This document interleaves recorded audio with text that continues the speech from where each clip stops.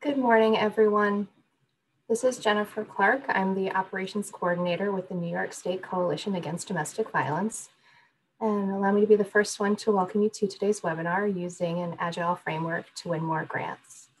Before we get started, I'm going to go over a few logistics for participating in today's webinar, and then I'm going to hand it off to Executive Director of NYSCDV, Connie Neal. We do have all lines muted for today's presentation, so we do ask that you use the chat box to post any comments or questions today. Diane will answer questions as they come up during the presentation, and there will be some time at the end for a question and answer period. Within the chat box, we just wanted to highlight that you have two options for sending your questions or comments.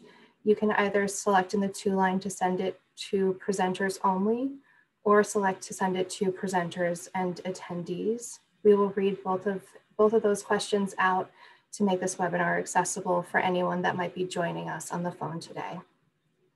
We are recording today's session, and a copy of the recording as well as a copy of the presentation will be made available to you in a follow-up email. And I'm going to now hand it over to NYSCDV Executive Director, Connie Neal. All right, thank you, Jennifer. And good morning, everyone. I'm so glad that you are joining us today for this, what I think will be a very incredibly interesting presentation and webinar around grants. I know in our world, we spend a whole lot of time thinking about grants, researching grants, planning grants, applying for grants, managing grants, and then doing it all over again, and then more. So I think that there's no better time right now for us to think about ways and strategies that we can potentially utilize tools and ideas and thoughts to help make that process just a little bit simpler. And we're really pleased to have Diane Leonard joining us today with some of those tools. Diane will be touching on some strategies to help improve efficiency and effectiveness and speed, all to win more grants. And I think all at the same time, making it a much easier and funner process for everyone involved in the grant process. Diane is from the Thousand Islands area, in New York, and she has a great wealth of experience as a grant maker and a grant writer. You'll see in the attached biomaterials that you received through the registration process that she and her team have been successful in acquiring over $76 million in grant funding. So we're really pleased to have Diane joining us today, and I'm really looking forward to the presentation. And also, everyone, please feel free to add in questions and thoughts in the chat box as well. We really want to make this as useful for you as we can. So without further ado, please join me in welcoming Diane. Thanks, Connie. Thank you, Jennifer. So as we get started today, we're talking about my two favorite things. My first love, grants. My second love, Agile, because to me, they go together like peanut butter and jelly. And so what I'm curious about, here's the formal bio, all the things. What I love is that since the biomaterials were shared with Connie and Jennifer, our team has secured more grants because, well, that's what happens. And so now it's nearly 79 million. I've had a very nice 2 weeks here with some clients getting some big awards as they're wrapping up their year. But I'm curious about you, and if you were with us last week when we did the intro to why nonprofits might use Agile mindset, might utilize the Scrum framework. If you could give me a why for yes and for no in the chat box real quick. How many of you were with us for that session last week or caught up on that recording? If you could go ahead and let me know in the chat box, that would be great. So the goal for today's hour is to increase the understanding of Scrum, which is a uniform way that you can approach work. But we're going to use grants as a specific example. And so it'll be like practicing some of the framework ideas, thinking about the way that you are working to secure grants in your organization. Now, I see that not everyone was with us for last week's session. And so I would just encourage you that if you want to know more about those basics, that intro, the why that we talked about last week, I'd encourage you to reach out to the NYSCDV staff so that they could share that recording and those slides, or maybe a colleague of yours was the one that came last week. And so you might want to catch up on that, because we won't be walking through the framework in great detail today, or the why. We'll be really focusing on the examples of grants. And I think that you might enjoy last week's recording as well as some more base knowledge. So that's our goal for today, to show you the examples of how we're going to use the Scrum framework in grants. And specifically, we're going to look at grant calendars, grant applications, and grant team facilitation. Now, I will end with a formal Q&A from you, and we'll see what Jennifer and Connie come up with from questions as well. And you know what, though, please don't parking lot your questions. If you have one while I'm on a specific slide at any point, just type it into the chat box, and I'll definitely pause to resolve the question or clarify something if you need additional information. So the first part to look at is, what is that framework? I just mentioned that the previous session is where we dug in a little deeper on the why and what does the framework look like. But I wanted to make sure that whether you were there or not, that you understand when we talk about the Scrum framework, these are your rules. This is like a rule book for a team that then you can customize to your own playbook. So the idea is that any Scrum team, and we're using the grant team as an example of a Scrum team today. So the grant team, serving as a Scrum team, will have 3 roles, 5 events, and 3 artifacts, 3 visual ways that we represent our work. You might say, Diane, it's just one person in our office that is serving as the grant writer or the grant professional. This doesn't apply, does it? Oh, but it does, because the way we're going to talk about a grant team in a little bit is about a team, a group of colleagues that have a stake in seeing grants be successful. It's a cross-functional team. It involves finance and programs and leadership and whoever it is that is wearing the hat as grant writer or grant professional. So the reason that I bring up this framework, show you this visualization, is so that you can think about how we're going to iterate and improve our grant process, our grant approach to the writing, to the research, the relationship building. We want to iterate and improve that throughout the course of the year, not only at the time when we're sitting down to think about our annual grant calendar. So this is, again, the way that we think about our rules for what a Scrum team does. As you think about your grant team, your grant strategy, I'm going to give you some very specific examples of how you can take these events and start to use maybe just one in your organization as you think about the way in which you interact in the grant space. So that framework, here's another way that you can quickly reference back what the roles are, what the events are, and the artifacts. You're right. Those roles don't have grant professional or grant writer listed, do they? How does this work? Well, the team part, okay, that's easy enough to think about. The team, those are the people that are helping to contribute information we need in an application. But what is a product owner? Well, that's the person in a team who is setting the vision, the goal for what we do. And actually, in most organizations, that is not the grant writer, the grant professional. That is the development director or the executive director or a vice president of development, someone that's saying, these are the priorities that we need to find grants for. We need resources for general operating.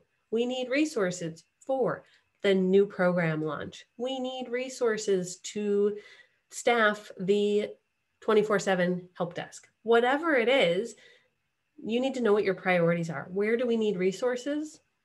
And that's usually not coming, like I said, from the grant writer or grant professional. It's coming from somewhere a little bit higher up in the org chart. And so that is the person that's serving as the product owner in this situation. The grant writer, the grant professional, is usually the one filling the Scrum Master role. Scrum Masters are the individuals in a team. We're not changing your title, don't worry. We're not changing your org chart, your resume. We don't have to change any of it. But I want you to understand that that's the role you're probably filling because you're focused on speed. We want to get things done. We want to get them gathered, edited, and submitted. We're focused on efficiency. We don't want to have to nag. We don't want to have to drag a draft along for weeks. We want to get it done. We also care about our grant team's happiness. We don't like it. Okay, I'm speaking on behalf of all of you, but as a grant writer who's walked into rooms where people make the grant face, you know what I'm saying? Forehead scrunched, all sorts of faces. They've had a stressful experience with grants and they're not necessarily excited about working on the next one. Well, as a Scrum Master, as the grant writer, grant professional, we're thinking about how can we improve the way our team works together? How can we make it less stressful? More fun, like Connie said. It's true. Grants can be fun, can't they? I think so. Or at least less stressful. So that's the way that those three roles play out within our grant team. Now let's look at some specific examples. How can we use something like the Scrum framework and those specific events and the idea that we have different roles? Someone who's focused on the vision, someone who's focused on the speed, the way in which we work as a team, and then those that help us, our worker bees, our colleagues. How do we use a framework like that to help create a grant calendar? Well, here's some ideas for you. But upfront, let me tell you that even when you're using the Scrum framework, unfortunately, Scrum will never be able to eliminate those last minute requests that you might get from a grant maker. Now, as Connie said when she introduced me today, I was a grant maker. That's actually where I started my career. Yep, it's true. Many, many, many years ago. So I say this with all due respect. Grant makers will continue to potentially make last minute requests of you. Maybe they need something for an upcoming board meeting they weren't anticipating. Maybe all of a sudden they've got extra dollars that they need to spend quickly. So there will be a whole host of reasons why you might get those last minute requests. The Scrum framework can't control that. And as a grantee or a potential grantee, we will have to find a way to react to those. The good news is that having a plan, having a framework in place like Scrum will make it easier for us to handle what we call those interruptions. We will use our buffer for that. And I'll show you what I mean in a few minutes. So I wish it could solve this problem. It can't, but it does give us a way to handle those situations. So here on the wall in this picture is what I consider to be a beautiful grant calendar. You might be scratching your head. Why do I think it's beautiful? It's hard to read because it's in my handwriting and my handwriting's terrible. It's lots of different colors and you've got to put your screen, like your nose, close to the screen to try and read all that text. Why is it so beautiful? Well, I think it's beautiful because it is something that was done together. It is something that was done by the grant team. It was something where they were able to move and talk and adjust as they were developing their plan.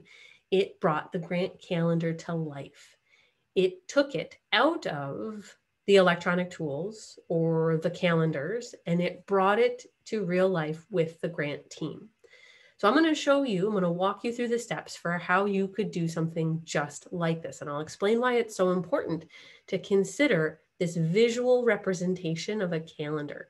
What we're really doing in this process, remember those artifacts that I showed you on that earlier framework slide, there were 3 artifacts, and one of them was a product backlog. Basically, the list of things a team's going to do. Oh, wait a second, that's a grant calendar. They're one and the same. So what you're doing is you're creating your product backlog. The backlog of things you as a team are going to address, that is the same thing as your grant calendar. And to have it as a visual artifact for the team is way more powerful than having it hidden in one person's Google Calendar or in a tool like GrantHub or Neon or Little Green Light, wherever it is that you track your information. So let me show you the steps that I would encourage you to try. And this is perfect timing. We're at the end of 2020. You might be thinking about your 2021 grant calendar. Or maybe your fiscal year is not calendar and we're looking at the start of Q2 or Q3 for your fiscal year. You could come back to this process whenever you're getting ready for your next grant year. So here's your first step. If you're able in person as a team, I get it. COVID 2020, that might not be what you're doing right now, but if you're in person, safely, socially distant, you would grab a bunch of different colored Post-its. If you are remote for the time being, you might open a free tool or the free boards available in a tool to you as a nonprofit. You could open something like Miro, which is where these images, these screenshots, I created them in a free board, Miro, MIRO.com. So that might be a virtual way that you could do exactly the same thing instead of having Post-its on a wall. So here's our first step. We take a color, maybe the basic Post-it yellow, and we lay out the 12 months that we're looking at for our grant calendar. I'm showing you a screenshot that has just 3 months so that you can get an idea of what this looks like.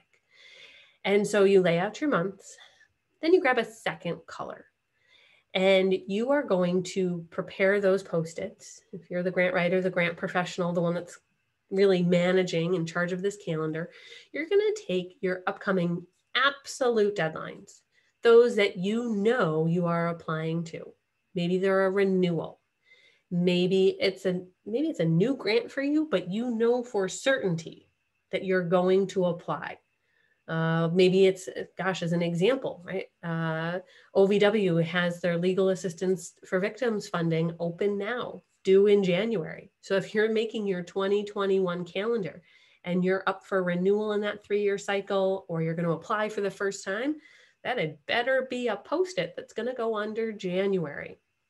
So you take those knowns that we are going to apply, we are committed, either because it's something we know is coming up that we really want, or it's a renewal. We're going to place them under the appropriate month. Oh, step 1, done. Now we move on to step 2. It's time to think about your current grant makers. I want you to think about all the funders that you have, foundation, state, city, federal, whatever combination your organization utilizes. And I want you to write on another color. So we're in a third color of Post-its. What are the requirements that you need to meet in order to stay in good standing, in order to be a great grantee? Do you have billings that you need to submit? Do you have narrative reports? Is it monthly? Is it quarterly? I want you to put all of those required deliverables onto that third color Post-it, and then you're going to go stick it on the wall, or in the digital tool, you'll stick it under the month where it belongs. Pretty easy so far, right? And we're not talking about all the details that go into these applications. We're just simply creating a framework of a calendar.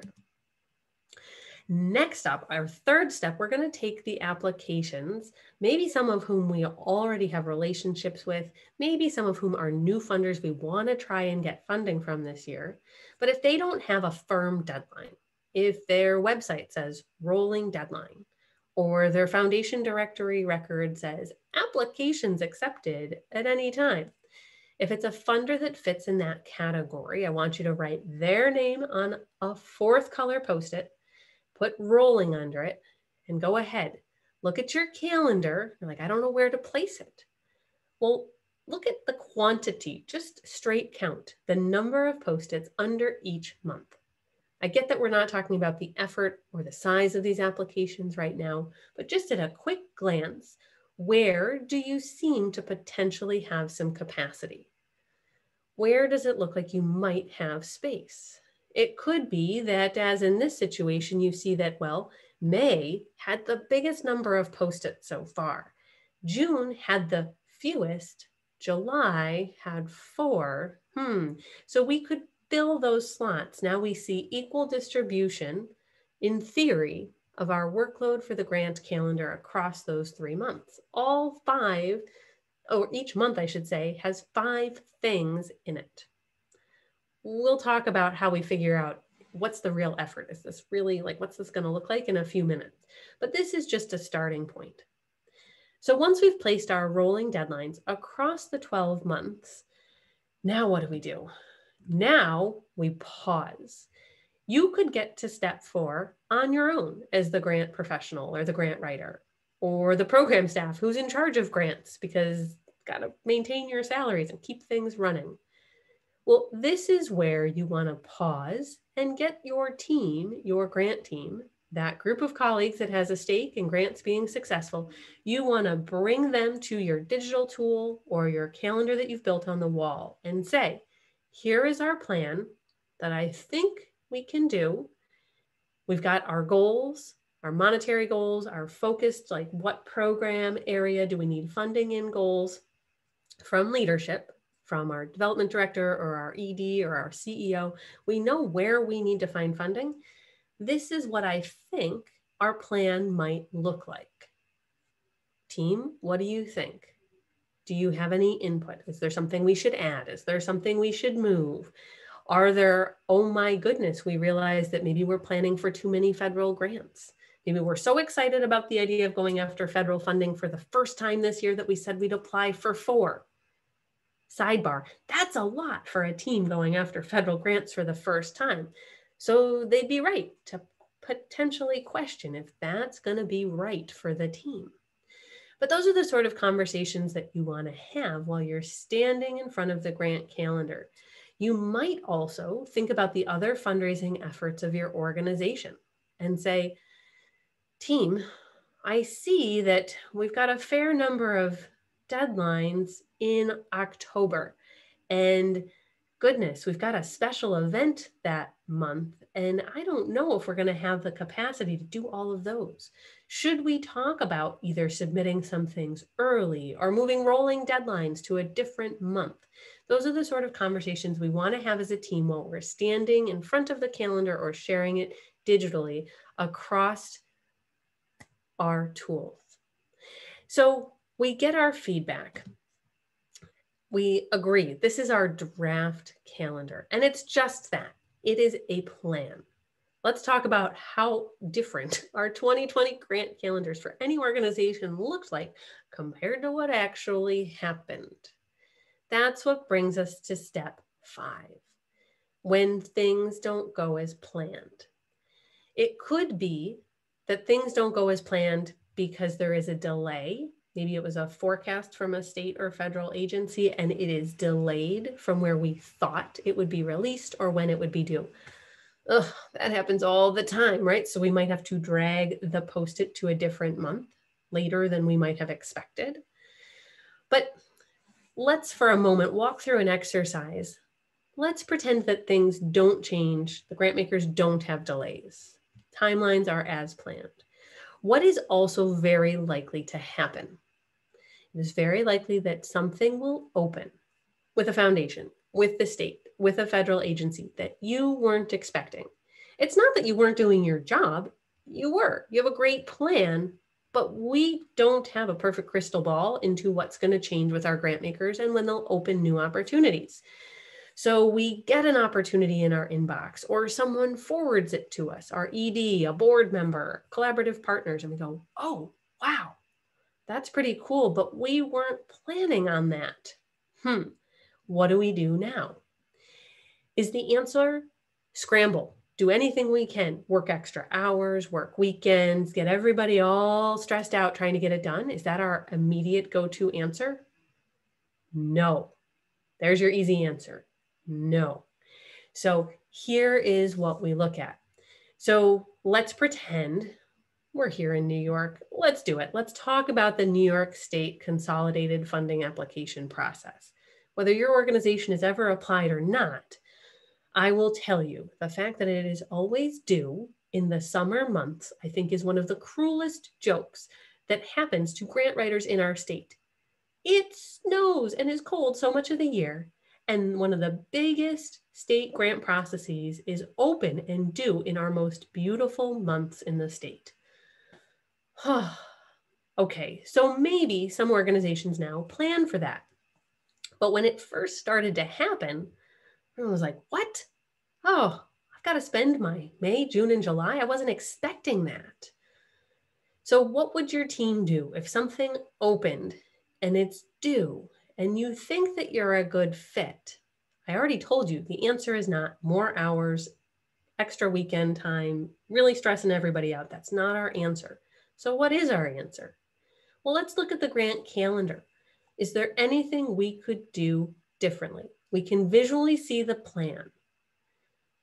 What do you think? Does anyone have any ideas? Go ahead and share them in the chat box if you do, but is there anything we could do differently in looking at our plan if all of a sudden there was a grant on the horizon that we weren't expecting, but that we agreed was going to be a priority for us, was going to be a fit, that it was worth it.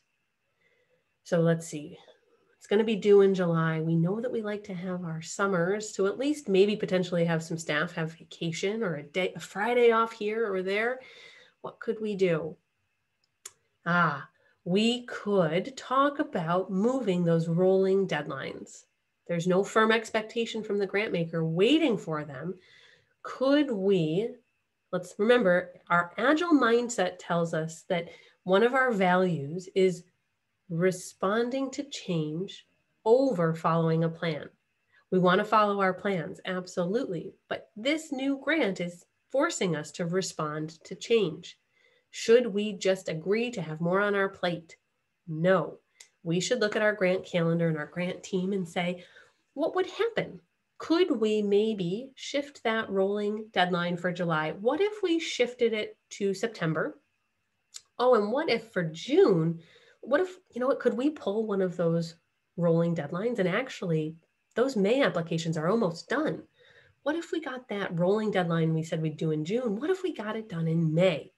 That would give us time to start the state grant and maybe even get it done earlier than that deadline on July 31st. Interesting idea. Now, these are things that sometimes grant writers and grant professionals are doing on their own behind the scenes. But it's better to have this conversation as a whole team so that it's not the weight on your shoulders as the grant writer. And it also is helping your team to think about priorities. We don't just say yes to all the opportunities that open, which are the ones that are best for us. So we make a choice about that state reactive grant. Maybe we shift some things, maybe not, depends on what the team decides. What if something else now opens and we weren't expecting it? This time it's not a state grant, it's a foundation grant. Maybe it's a letter of inquiry that's only 2,000 words. Maybe it's a 4-page narrative.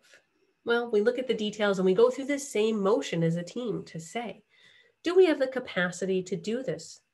Is it actually a priority that our executive director or our director of development agrees with that our team should focus the time on?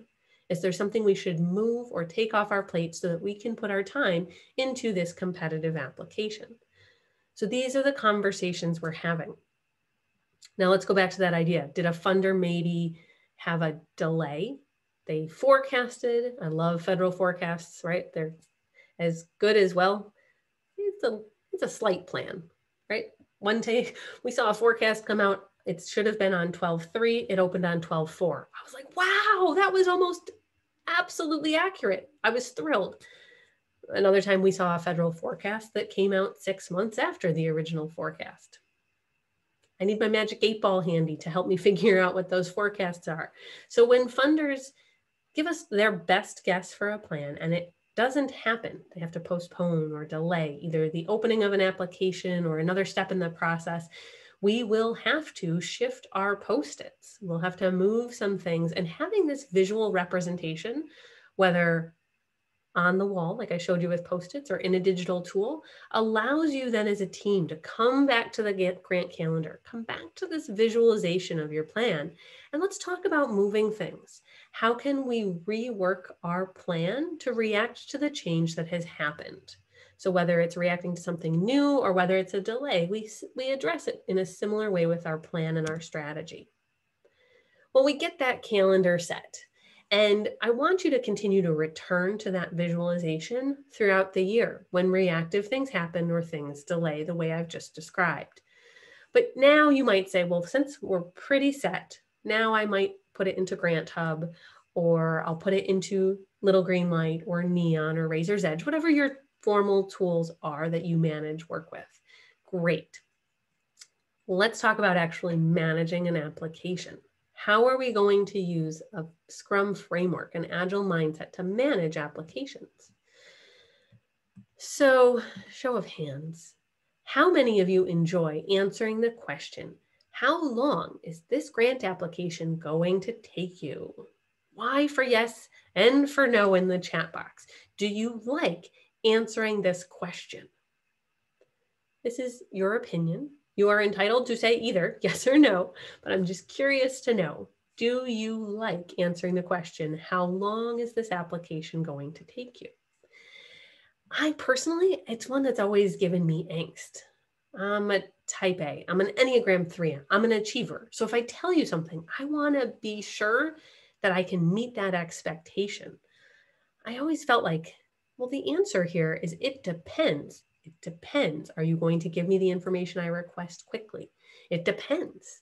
Is it a new program? Is it an existing program? No offense, but are there collaborative partners involved that I have to get MOUs or letters of support from?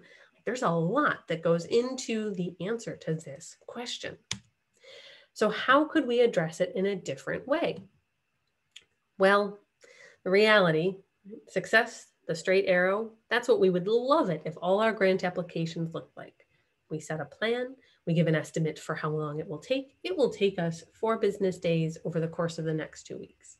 It will take us 3 weeks. It will take us 6 weeks. Whatever the answer is, it'd be great if it was a perfectly straight line. The reality is things happen.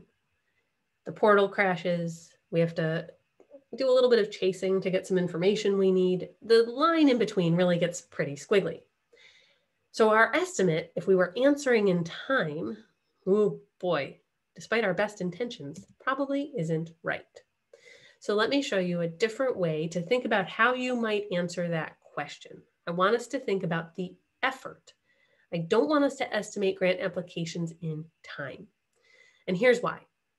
Teams that estimate their work in time are less accurate and actually then less productive as a whole than teams that don't estimate at all. But we can talk about estimating an effort as a great way for us to be more accurate in our projections. Let me really walk you through what this means. So we're going to show you here's a real quick example. And I like this. I get it. It's not a DV example. It is a New York State example. But if we think about an application that has a ridiculous, with all due respect, list of required attachments, this historic preservation grant is one of them. On the wall, you're right, more Post-its. On the wall, we can see that this application broke down into not only a narrative that's represented by blue, not only budget and budget justification represented by peach, but by all these other, not just answers, but big attachments that have to be uploaded. Each is represented by its own yellow Post-it. Oh my, right? There's a lot there.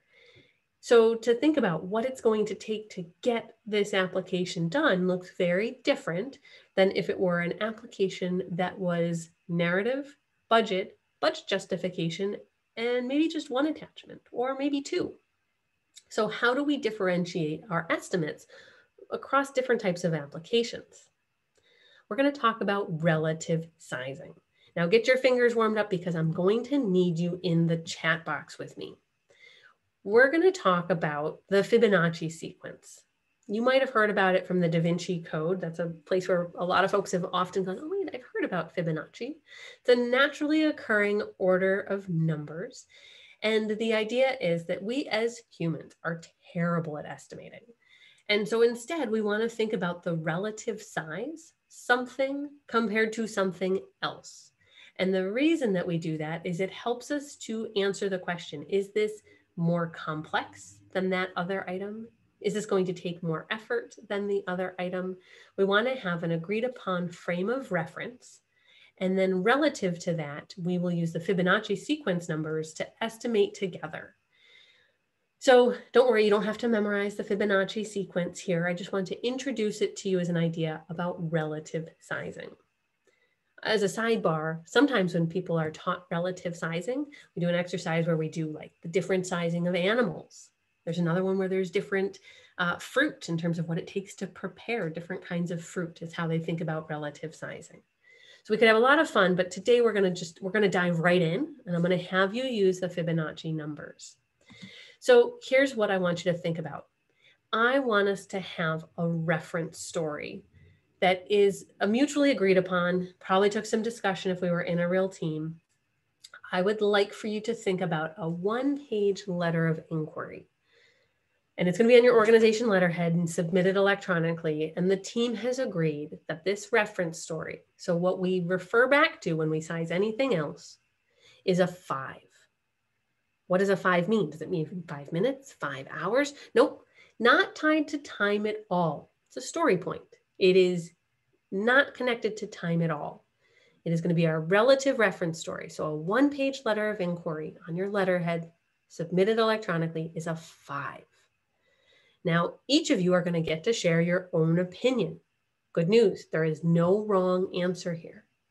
In the chat box, I would like to hear from you how many points, like relative to what I just showed you, and I'm going to type into the chat box the Fibonacci sequence so that you can think about what your answer might be. How many points would you say one large state application would be with all of the attachments? What would that look like? And I realize it'll take a second for that to probably come through the chat box as I type it to all of you. So I want you to think about how many points, if a one-page letter of inquiry is a 5 as our reference story. So you first might say, well, let's see, a state application with all the attachments. How many attachments? Okay, let's see, is it bigger or smaller than a one-page letter of inquiry in terms of complexity and effort and externality? What does that mean? Oh, like, are there collaborative partners? Let's see, bigger, smaller. That might be the first thing you think about. So in the chat box, go ahead and pick a number from the scale that I typed into the chat box. What does it feel like to you? Again, there's no pressure here. This is just a way to help you understand relative sizing specific to grants. So this is the sort of conversation, it's actually called planning poker. I know, right? We're not usually playing poker at work, but that's what it's called. So as we gather information and answers from our team, I can see, so Paul has shared, how about a 34? So, wow, okay, so that's more than 6 times larger than that one page LOI. Carol thought about a 21. So, okay, not quite 4 times as large. Lana agrees 34. Interesting. So everyone agrees that it's bigger. A little bit of discrepancy about how many times bigger. Well, if we were playing planning poker for real, the good news is these estimates, they're within 3 on that sequence. And so we're going to average. So it brings about some discussion. There's some mechanics to playing planning poker that we work through, but it's bringing about a discussion. So, oh, and Paul's made a distinction. If it was a capital grant, it might have been a whole lot bigger, 89. Interesting, right? So we're having some discussion. We're thinking about how big this is relative to that one-page LOI. All right, you're getting warmed up. You're doing a great job. Let's try another one. We're going to say that the average here from our 234s and our 21, it would be about a 29. Your average doesn't have to be a Fibonacci number. But now we have 2 data points as a team on our grant calendar. That letter of inquiry was a 5, and this large state application with all the attachments, that to us is a 29. Wow, okay, so nearly 6 times bigger. What if then we look on the grant calendar and I say, team, this application that we're looking at, it is one single 2,000 character counted response. That is the entire application. That's it. That is all they will consider. So going back to our Fibonacci sequence again, what would you say that that is? Again, I'll type this right into the chat box so that you can look at the numbers and then answer right below it.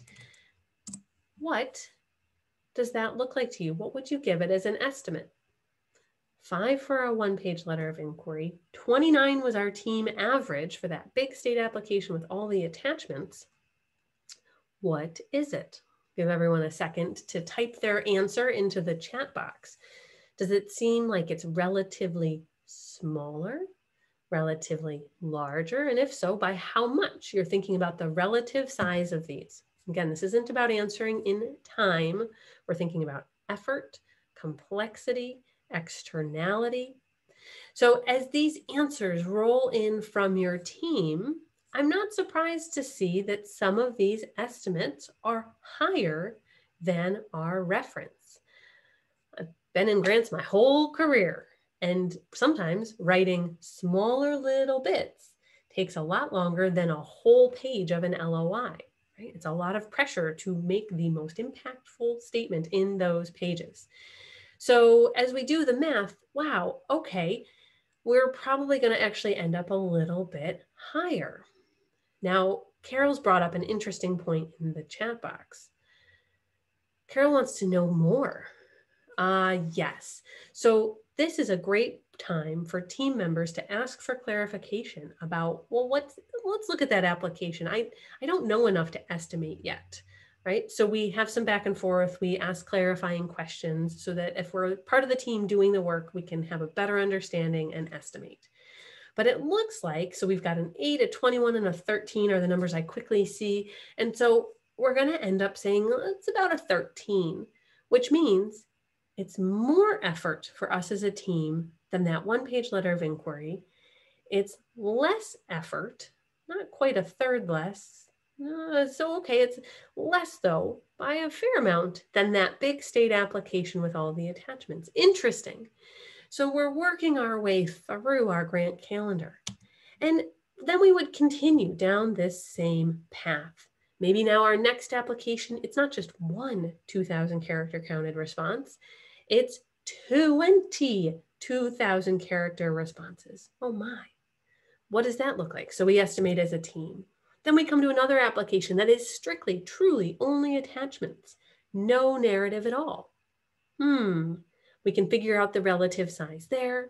And as we're doing this, we're noting these numbers on our Post-its so that we're thinking about our effort. Here we go. One last one as we're getting warmed up as you're thinking about relative sizing.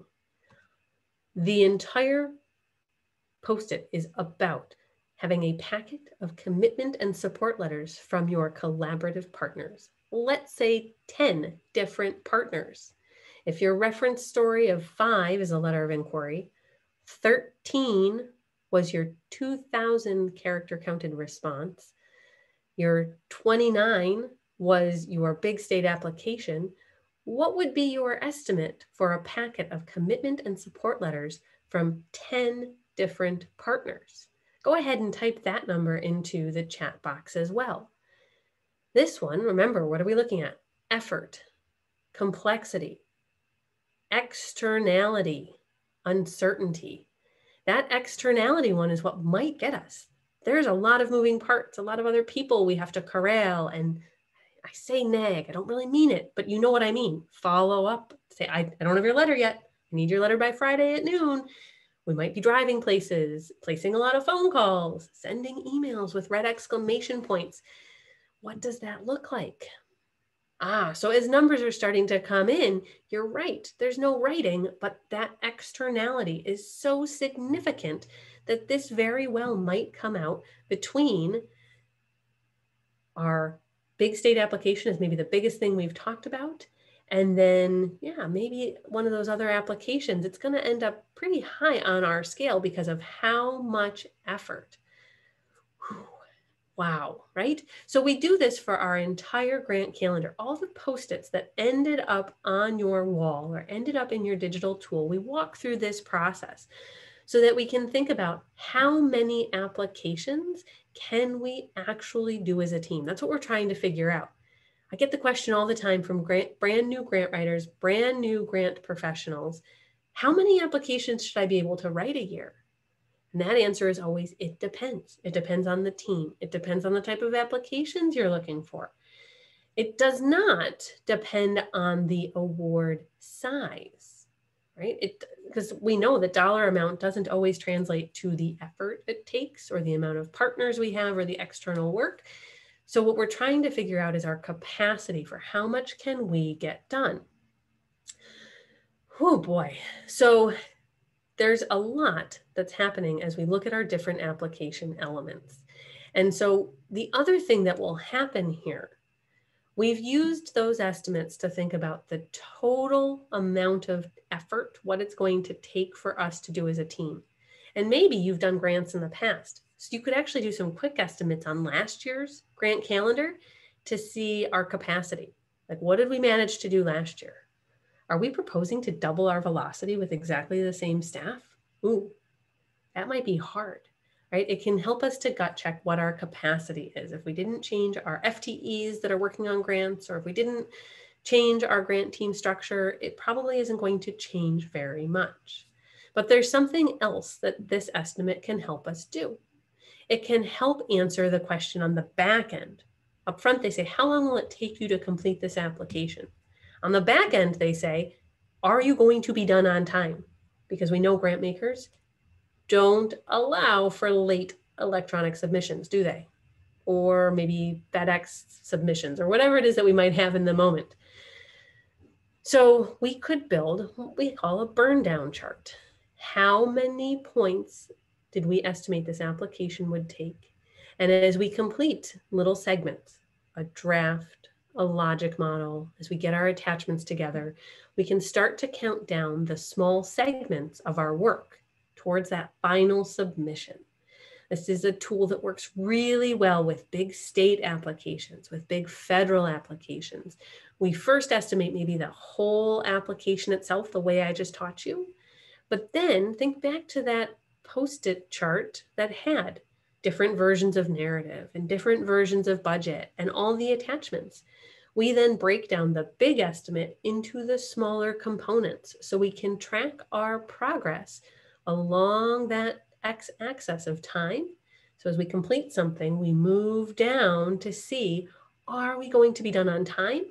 Maybe we'll be done early. Maybe that's our current forecast. That'd be amazing. Or oops, are we forecasted to be running late? That's not going to be good for anyone. So what do we need to change? What do we have to fix? That's how we can use the burn down chart if we have estimated not in time, but in story points, the way that I just showed you with relative sizing. Now I know this is a lot to take in 1 hour. I get it. We have an entire webinar that our team teaches just about estimation. So that was really that was a crash course in estimating relative to grant calendars, and you crushed it. But you might have some questions, and I'll make sure you know how to find me to ask questions even after today's webinar if you decide to try this. I want to talk about one last segment of where you might use this, facilitating your grant team. I mentioned early on that we're today thinking about our grant team as a Scrum team. And the reason why is that grant teams, they're cross-functional in nature. And your Scrum team should be just that, cross-functional in the skills that come to the table so that we can accomplish all the elements needed for the work. We need finance, we need HR, we need leadership in order to have our grants be competitive and successful. So when you think about who is part of your grant team, remember, the definition is the group of colleagues that have a stake in grants being successful. You might say, Diane, Scrum aside, I don't know that my organization embodies or embraces the grant team idea. So you might have a little bit of homework. You might want to invite some folks to be part of the conversation using the framing, our applications will be less stressful for all of us. We are likely to be more competitive if we have an engaged grant team. Don't worry about calling it a Scrum team. The idea is that the team, if they're aware that they're going to contribute in a meaningful way that will influence your ultimate award letter, or, that Dear John rejection letter. Oh, that's right. We want the award letter. So your colleagues will do their best to support your efforts if they understand that they can influence the ultimate decision. So when we have that team together, and let's think about what that team might look like. I just showed you a number of different roles that are in organizations, IT, quality, HR. But you might say, Diane, in our team, staff members are wearing maybe 2 or 3 of those bullets in their role. They might be having lots of hats that they wear. Just like as the grant writer, you might say, well, that's one role I play, but this is my other one too, or my other 2 or 3 responsibilities too. So when staff are wearing many hats, they might come to the grant team wearing many hats, or they might just wear one when they're in that role. The point of a grant team is that they aren't all full-time. Even the grant writer, grant professional might not be full-time focused on grants. It's that they have some capacity in a particular role. They bring a particular skill or perspective from the organization, and they bring it to the grant team for the time they have available, whatever that might be when they're working on applications. And so when we're looking at that grant team, whatever the composition might be of roles, of part-time, full-time, in terms of capacity to support the team, I want you to think about how, in particular, when you are in the middle of very big applications, again, maybe something like the OVW's Legal Assistance to Victims project, or like when New York State has their VOCA grants or their OVS grants, when they're open and we're looking at big grant opportunities, wow, it's a lot happening in a short period of time. So your grant team, you might want to consider something like a daily scrum, which is 15 minutes or less talking about what did we do towards our goal, which is ultimately submitting the application. Do we have any impediments? Like, are there any issues that we need to try and fix as a team? That's actually the most important question I want you to ask yourself. But I want you to check in on a daily basis with that team, 15 minutes or less. That's it. You could get away with it in maybe 4 or 5 minutes. Hey team, how are we doing? Everybody's on Zoom. All right, any impediments today? Oh, okay, nope, great. Today we're focused on the budget justification because yesterday we got that narrative ready for grammar edit, and today we're working on the budget justification. Any questions? No, everyone looks around, great, and we could move on. But that quick daily check-in, the cadence of that with your grant team when you're in the middle of huge applications keeps there from being any slowdowns, expectations changing or not being clear. This is a really important way to speed your team up and make things less stressful. We want to have dialogue, not status reports. We want to have an opportunity for people to see what's happening, hear from each other, and most importantly, find out, can we quickly discuss how to help each other if there's an impediment or if there's an issue? Now, I had mentioned that estimation idea, right? Those relative estimates that we were doing with our grant calendar. And so what we might be watching with our grant teams, we might be then measuring how many points of work are we getting done in a 2-week period or in a 4-week period. That is how we can determine not what just was our plan, but what is our actual measured team velocity. So that 2-week period or the 4-week period that we're consistently measuring, that's called a sprint in Scrum. So by watching our team velocity, that's going to help us now have more data to make choices about what our grant calendar looks like next quarter or next year. We might even go so far as to measure team happiness at the same time because we want our team to be happier. We want them to be less stressed. So if we're going to take time to measure velocity, we may, as an organization, as a grant team, also choose to measure team happiness.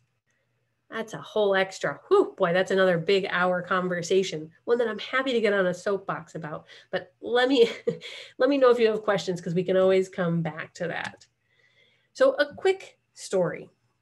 There is a very large LGBT community center, one of the biggest in the nation, and grants were stressing them out. They are actually a New York State victims grantee. So they're within your network, I will say, but grants, regardless of how successful they were at foundation, state, or federal level, it stressed the team out. And like any nonprofit, they did face some turnover. They had some issues with burnout.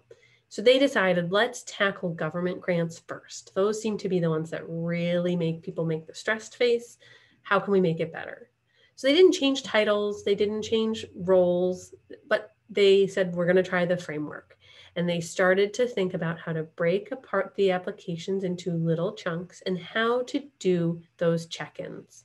And they started to measure their velocity in 2-week sprints. Their team success rate, which was already good for government grants, skyrocketed. And so did the dollars that they were securing.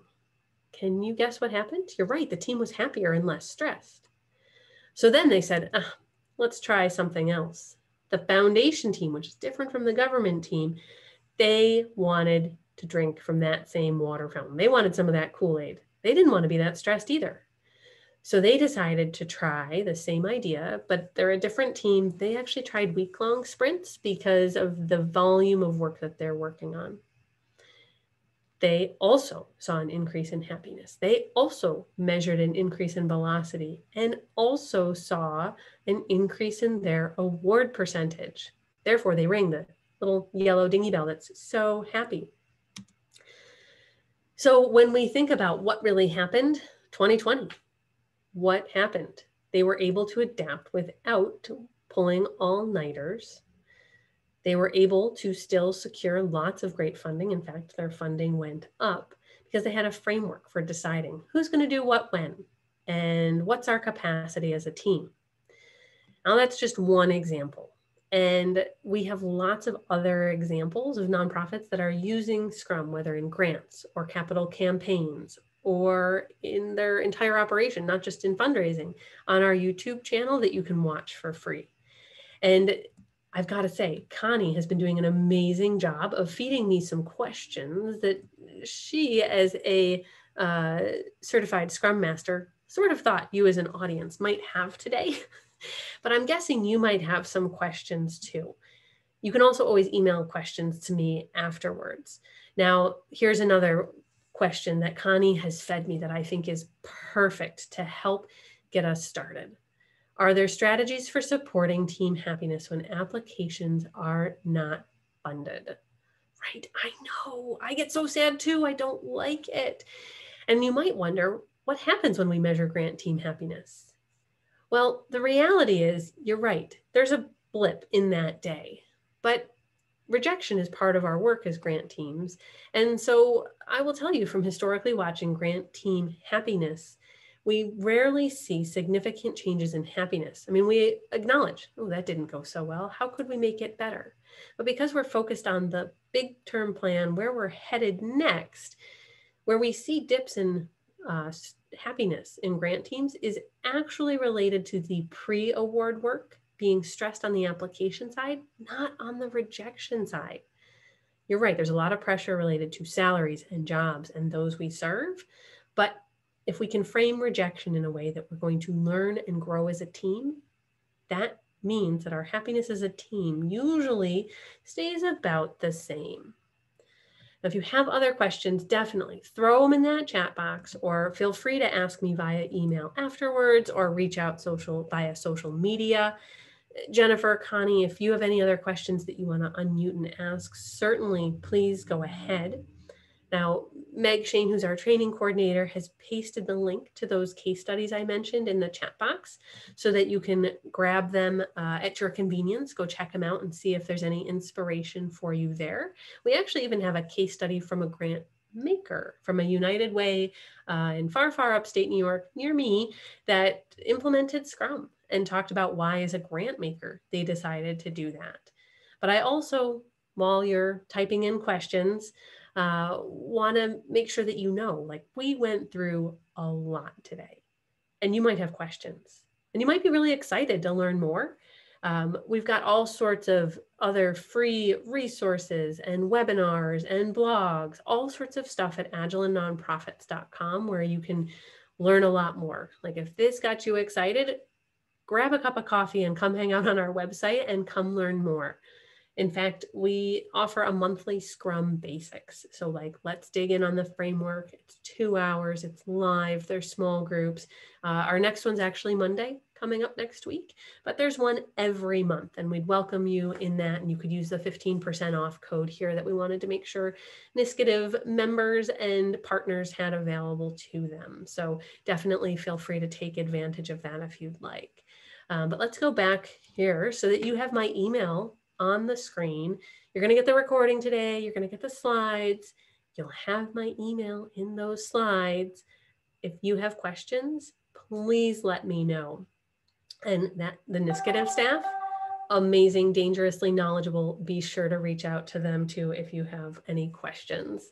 They are learning and loving Agile as well. Well, I want to thank everyone for joining us. Connie, Jennifer, thanks for having me.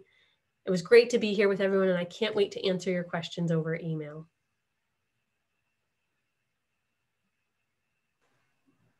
Okay, thanks so much, Diane. Really appreciate the presentation, and hope everyone has a great day.